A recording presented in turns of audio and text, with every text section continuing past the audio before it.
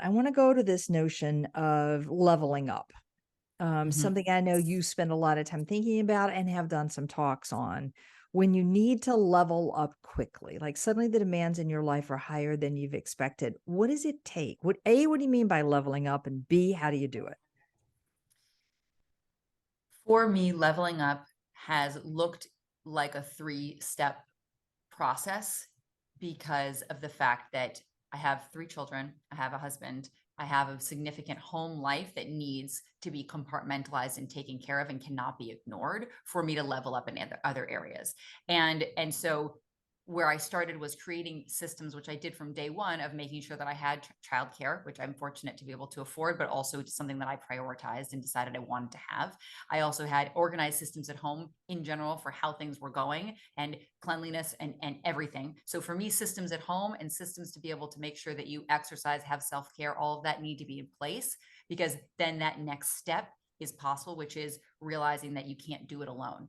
And this is a piece that I hesitated the longest before I did. And as soon as I started truly leveraging other people, finding people who really were on my wavelength and were ready to step in and step up with me, I was able to just catapult my business. The first year I had an assistant, I tripled my income.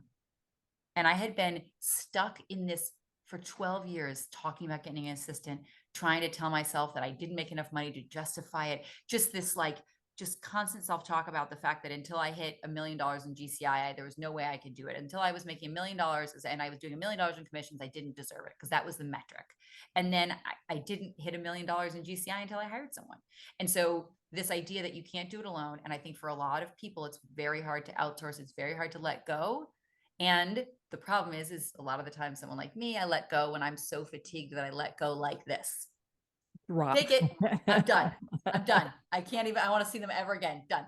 And so learning what was necessary there. And then the third step, which was consistently happening to me during the filming of $1 Million Listing, was that accepting that there was going to be a lot of judgment from peers and from family around the fact that I was going to have to leverage other people to get things done, and that I was going to have to step away from responsibilities that are traditionally expected of a woman and a mother, and that those things were no longer going to be my responsibility, and I might never take them back as my responsibility.